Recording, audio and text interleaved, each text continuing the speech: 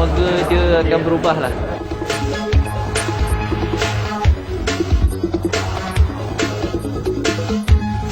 Mungkin hari ini kita diuji dengan kita di Saman.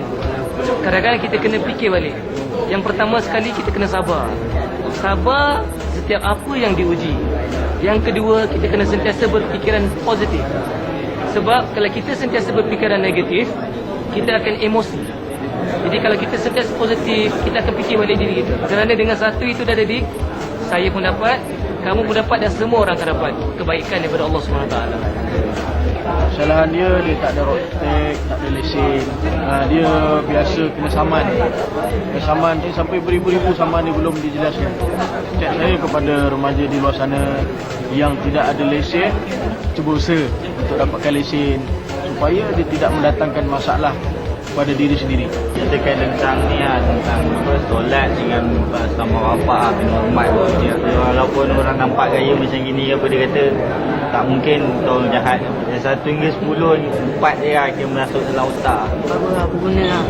Dapat pengajaran. Dia cakap jangan lupa semayang. Lepas tu aku nak mandu dengan tak lesen. Cakap lesen penting, ambil lesen lah. Di mana-mana dah tak takut, tak payah nak lari-lari. Dia cakap ada juga menyesal. Dia slow lah, nak berubah terus tak boleh kan. Dia cerita kira dia suruh saya ubah pelan-pelan, kalau boleh pelan-pelan.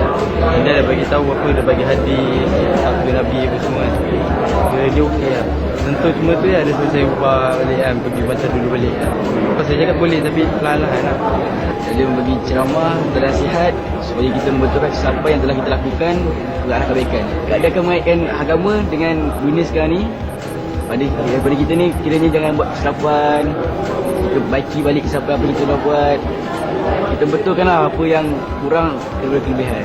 Yang salah memang salah lah. Lesen, hotel tak ada kan. Semua jalan raya memang perlukan lesen lah. Hotel semua penting.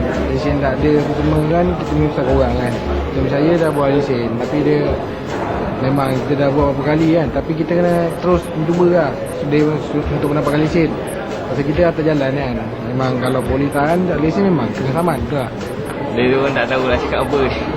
Dia tak tahu nak cakap apa, dia dah ngantuk. Dia mengantuk. Mengantuk.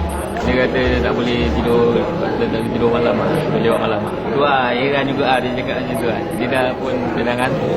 Dia tak tahu nak cakap apa lah. Jadi kalau ambil lesen ni kan, kemudahan kan. Kalau accident ke apa ke, senang. Tengok apa yang patut lah.